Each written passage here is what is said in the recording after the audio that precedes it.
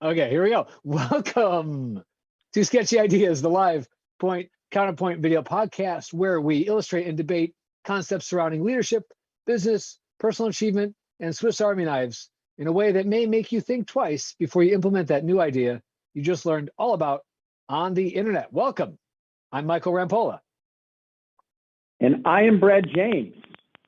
And today it is episode 85 of Sketchy Ideas, which we are calling Be Prepared, or the Scout motto meets the Futurist Mindset. But before we get into that, let's hear a word from our sponsors. Brad? Today, our show is brought for those of you who are following our channel. You got a nice reminder this last weekend that you are going to spring ahead. That may just be the last time we ever spring ahead or fall back. So that means this year you do not gain an hour in the fall, which means you lose another hour of work, which means that if you need help with that marketing campaign and those marketing things that you got to do, you probably are going to need help, especially because you lost an hour this year. What that means is contact my friends over at Cream City Marketing. They're going to make sure it's efficient, systematized, and it's actually going to work for you. Email Aaron at creamcitymarketing.com and set up an appointment today. Over to you, Michael. The Idea Collective Incubator for small business owners is all about helping you grow and scale your business in a community of like-minded business owners.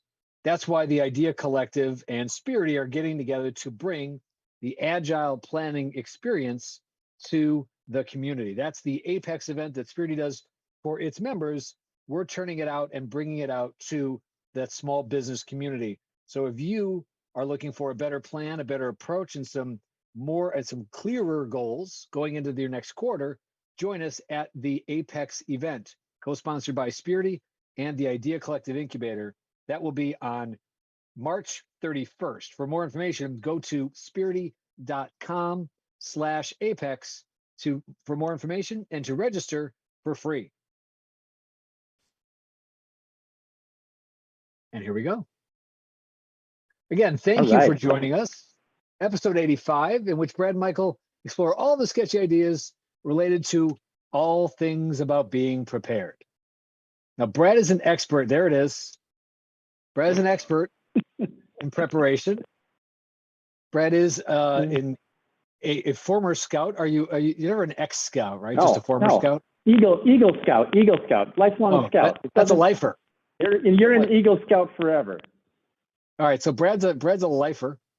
Brad is an Eagle Scout, a product of the scouting program. And Brad, what is now Scouts have a lot of things. We've got a motto, we've got a slogan, we've got probably values and morals and laws. Yeah, that's the Scout law. Trustworthy, badges. Loyal, helpful, friendly, courteous, kind, obedient, cheerful, thrifty, brave, clean, irreverent, all the above. At the same time? It's a lot. Of course. Why not? All right. A lot of stuff. A lot of stuff. Ultimately, if I remember correctly, it's all about being prepared. Is that right? That is the Scout motto, yes. Scout motto. See, so Scout motto. All right, so we're calling this Be Prepared. And Brad, what did we talk about last week that's getting us into this week of being prepared? So we dove into the ever-changing world we've done for the last couple of weeks, actually. And guess what? This is just how it's going to be. My prediction on this is there's always going to be constant, what I'll call it, chaotic change and confusion that is thrust upon us from here until who knows when. So might as well just be prepared for it, which means maybe taking a step back and building a little more solid foundation for many of our viewers when it comes to their businesses or their organizations, or even if they're in a management or leadership role at a larger company. I mean, these are things that, being prepared for all of the things that can happen as we've dealt with over the last 2 to 3 years. And it's just going to continue. Exactly. And I think if we believe that it's not going to continue, we're really just not recognizing reality. And we're almost accepting, well, I say we should always accept that failure can happen. But it almost just feels like I'm not even trying for me to not, and I'm trying to use the word worry, right? I don't want to worry about it.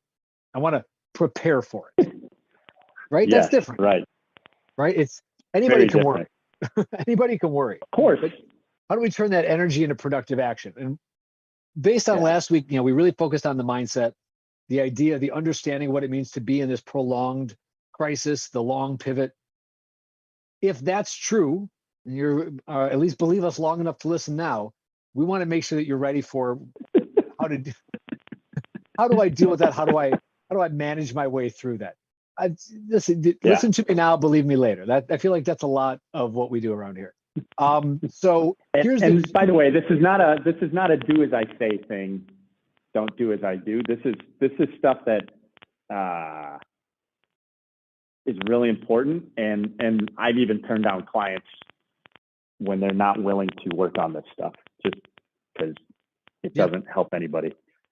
No, if you're willfully going in unprepared, let's go back to the scouts. Like, I don't want to go camping with you. Like, I'm gonna have to, I mean, if something happens, I'll absolutely, I'm there to help. But if you're gonna just walk in and assume that I'm gonna take care of everything, right? Or you're gonna come completely unprepared, almost again willfully so, then yeah, you're gonna be a burden on the collective. And I would much rather be operating with people who are willing to be prepared, or at least consider the possibility of needing to prepare differently than maybe how they have before. Like any of that openness, we talked about being open, right? Being open is recognizing that I might not have all the answers, and working with others is a better way to go. And if we're going to do that, it helps to put us all on the same on that same operating field, plane, scale. Yeah, and I mean, and if you're a person that likes to fly by the seat of your pants, I mean, there's a time for that.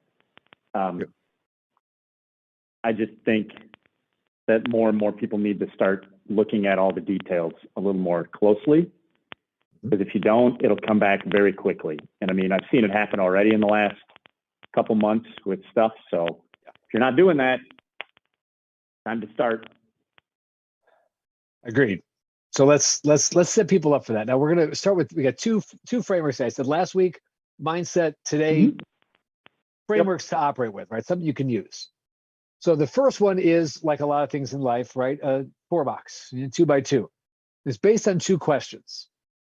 So here's the 2 diagnostic questions. This is called thinking like a futurist. So futurists, so scouts can plan ahead for what we're going to be encountering. We're going to prepare by packing things and bringing things and all those things, right? But if I'm thinking into the future and I'm literally just planning, strategically planning and scheming, it's all upstairs, right? I'm not going to, I can't pack things and bring along for inevitabilities. So it's a thinking exercise. So here's the thinking exercise. I want to give you 2 questions to frame up the thinking. And they're around these 2 scales or dynamics: impact and certainty. So we're thinking in the future. Let's go 5 years out. And I want to go longer than we normally would, right? I wouldn't say do a strategic plan any longer than 3 years, goals any longer than 1 year. So I'm intentionally going 5 years out. So here we are. Looking at current conditions, how certain are you that the current conditions will impact your business through 2027? How certain are you that current conditions will impact your business through 2027?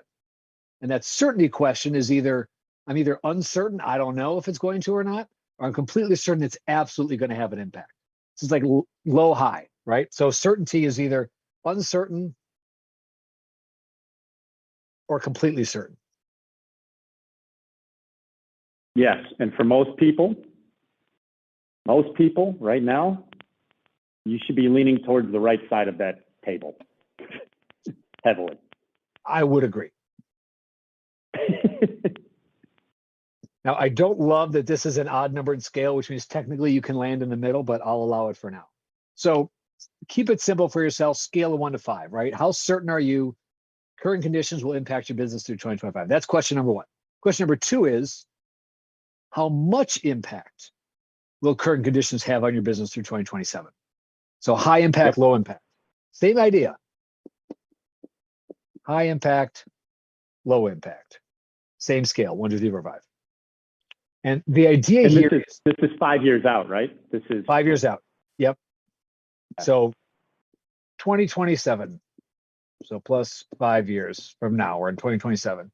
Should anybody find this in the future, just add a couple years to whatever number this is. 5+ now. So the certainty question is uncertain, completely certain. And theoretically, you're going to fall again in kind of one of the 4 quadrants, give or take. And this, as I said to Brad, is, I think, where the now what part matters.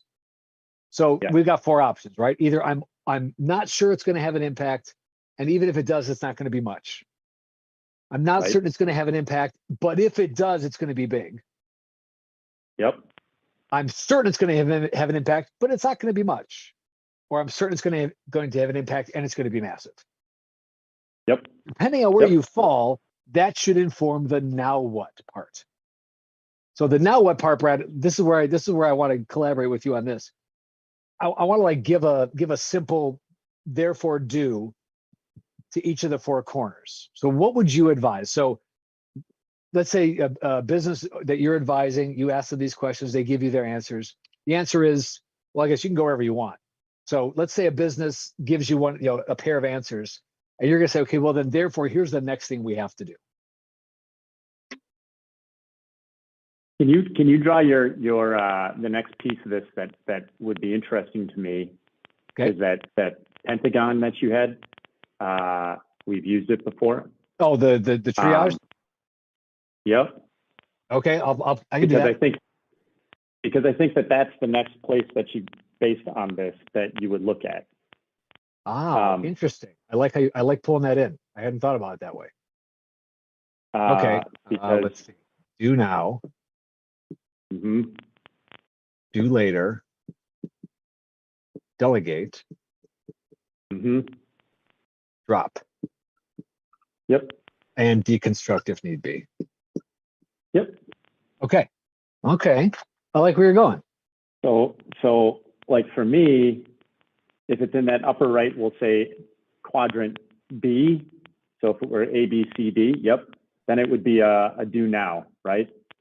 So do now meaning make this a priority, right? Because part of this is you're going to be dealing with a whole bunch of stuff, and you can't do it all at once. Because if you try to do it all at once, you just get a bunch of anxiety. Mm-hmm. I like that. So always hit the high impact, high certainty stuff first. Got it. So start now. Mm-hmm. Yeah. I like it. Okay. Then what I would do is with A is I would make that a delegation activity because you have lower certainty. I like that. Okay, so in this case, so that would be so maybe work with others. Yeah, and the reason I say that is because you obviously need more facts and figures to determine how certain it is. There you go. I like that. Yeah, because if it's a high impact, I need to know now that I need to resolve that uncertainty, right? Right. Okay, I'm going to do get data. Yep. And I would delegate that data collection, right? Absolutely. Yeah. Because if that's where you're picturing it, you already have uncertainty, which means you have a list of questions. Which means if you have a list of questions, you're going to delegate somebody finding those answers to those questions. Whether that's you using the Google and using like primary research, you're still delegating the information collection, right? Right. It's not I'm not literally going out and asking original research survey questions myself. There's data and trends that I can tap into. I like that. All right. Yeah. And then if it's in D, so A, B, C, D, D being high impact, or no, would be low impact, high certainty. Okay, so A, B, C, D. Got it. Okay. Yep. D would be do later. That makes sense. Again, I'm going back to your 2% of control as well as our other. Absolutely. So if we know that those things are things that we can control because we have higher certainty, then put the time and effort into it rather than worrying about things you can't control. And the higher certainty you have on things, the more control you typically have over the results of them or the outcomes. Yes. And then C obviously you'd either drop or decompress, because if there's uncertainty, there could be high certainty. So I would go decompress probably, then drop, if I had to break out those two things. I like that. Because through your decompression, you may find that it's actually high certainty or it's high impact, right? You may discover that process. So basically, if I'm anywhere below certainty, there's work to be done to get clarity. Correct. Yeah. At least that's how I would approach this whole thing. I think that's great. No, I think that's great. I mean, I have the diagnostic and I've got this next piece, but for the record, we haven't decompressed this, guys. Like, we're doing this on the fly. So Michael's like, yeah, we're going to put up the quadrant. And I was like, great. We're going to figure it out as we go. So, okay. So tiny little sidebar backwards. Somebody was asking me just yesterday, I was talking about the show. So hi, Meg and Andy, who said they were going to watch today. So hi, Meg and Andy, if you're watching. And they're like, how did you get started? I said, well, Brad and I used to have this standing meeting. And then we said, let's just put the meeting online and let anybody who wants to watch. Basically, like how we got here, right? Like this, we would be doing this anyway. So I would say, okay, Brad, I got this part. What would how would you describe it? Well, remember that thing we talked about over there? Yeah, well, let's plug that in. Great, that makes perfect sense. Yep. Remember that 2% thing? Yeah. So this is just, we're collaborating in the open. Speaking of, in the open. So thank you for calling that out. Also, by the way, I was told, so this is the entertaining part of this introduction. They said, oh, Andy, you need to meet Michael. He's a really talented artist. I almost spit my beer. Like it was. He didn't say you need to meet Brad. He's a really talented I was in artist. the room. I was there. Like it was like a physical introduction. Like, do they not see my magical light bulb? That's squatty. So what was I said no, I'm not an artist. I said I diagram things. Like there's a big difference.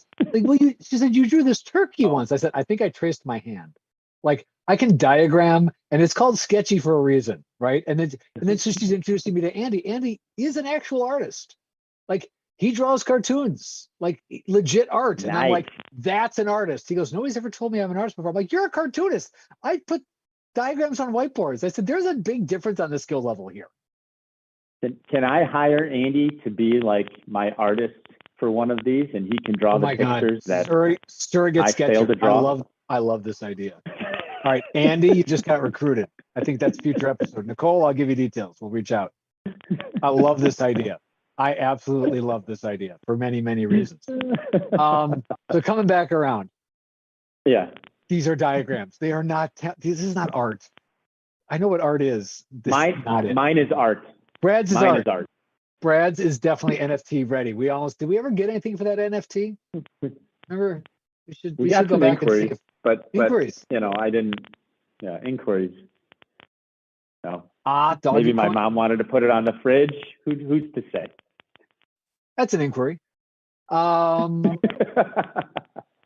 All right. I like that we resolved this certainty. And we're tying it to. So can you walk through again? Yeah. Your pentagon. What's that called? So we can get names to each of these diagrams so people know how to tie it together. Absolutely. So we call this task triage.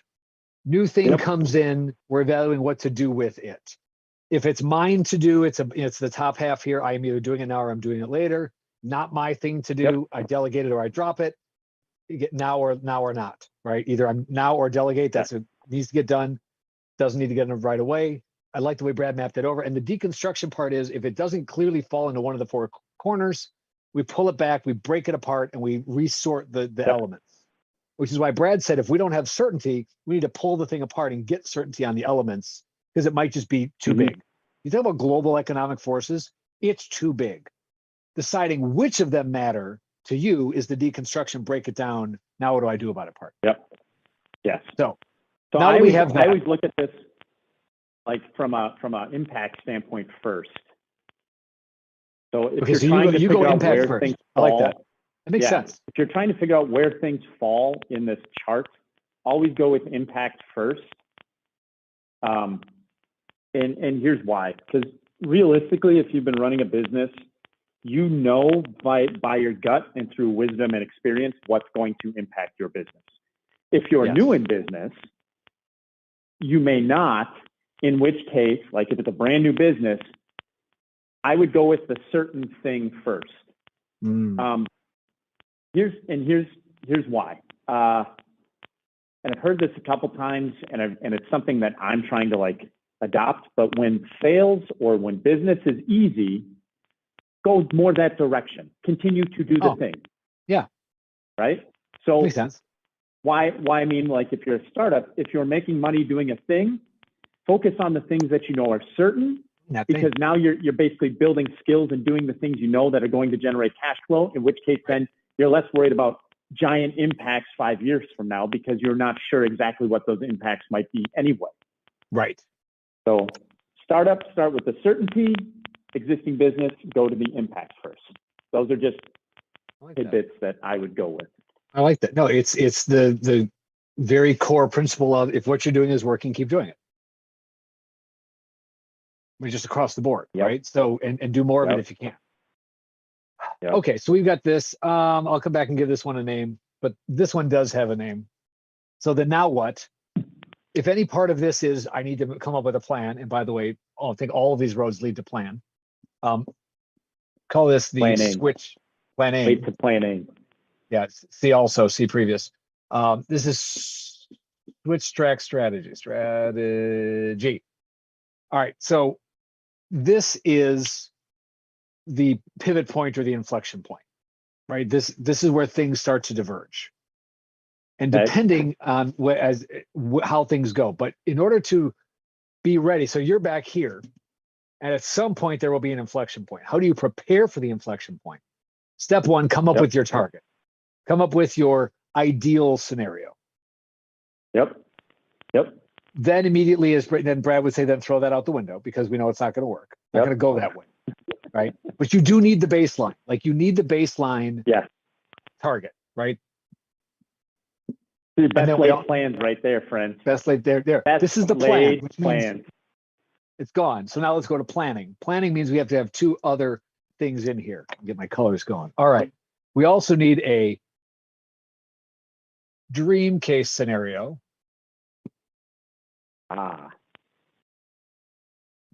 Which for most people is their best laid plans. Good. And then we've got, of course, our worst case scenario below that, right? Okay.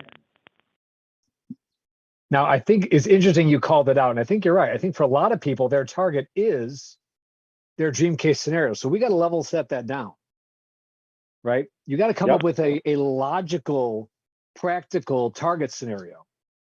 And then now let's go, Gene. Like, what if everything goes perfectly?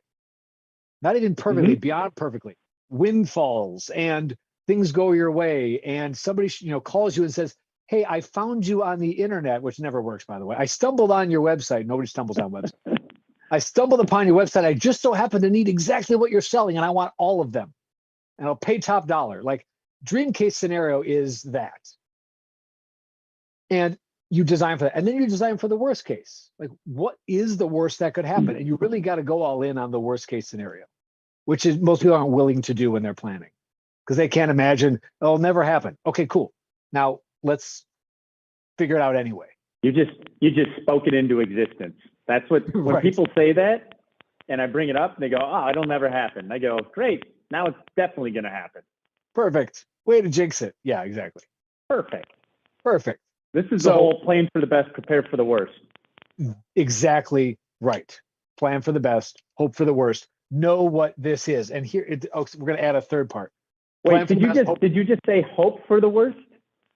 No, I hope not. Did I say? Don't roll that one back. Totally did. Hope for the. Hey, fine. Hope you for say the best. Plan for the worst. Plan for the worst. Plan for the best. Prepare for the worst. How about this? Plan for the best and for the worst. There you go. That's really what we're saying. We're definitely unconventionally on our wisdom here. So what do we do now? So we pursue the target. And we spell pursue correctly as well. Pursue the target. Leverage anything going our way. Okay.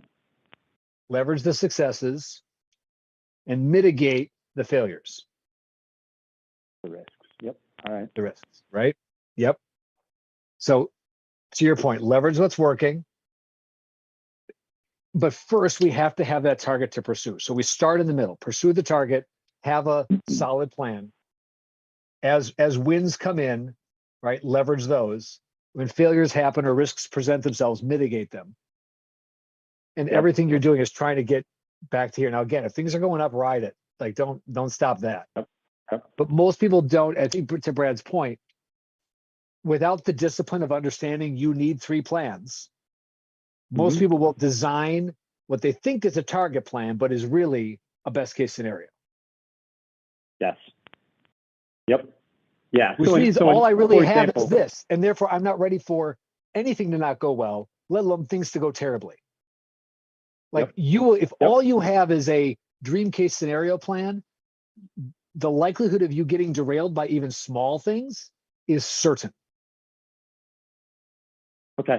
Yeah. I mean, I would say, so just in general principle right now, here's a recommendation that I've been giving all of our clients. Right now, the way you can mitigate the risk of uncertainty, right? Because that is a risk, is any sales you can close today, close them. Right. And if you're going to make investments into assets that will help you build further cash flow moving forward. So not necessarily assets that just become nice to haves. Got it. So the reason I'm saying that to our clients is because and they're all different, right? This is even for nonprofits. This is even for individual people. This is for marketing firms. This is for marketing firms and agencies. This is for consultants. This is for mom and pop Main Street retail, right? Close sales now. Remember when we moved to this point of like when inventory went lean, right? Right. We are now moving back. So like some of the things that invest in assets that will help you cash flow, certain things of those assets are things like if you run on an inventory business, acquire the cheaper inventory now. Got it. For example, that's just one example. And if you look at the books and where things are going, at least trajectory-wise, that will give you an upper hand in the coming months when, for example, shipping prices continue to go up. By you having that inventory that you purchased at a lower rate, you now will be able to make more margin in the long run.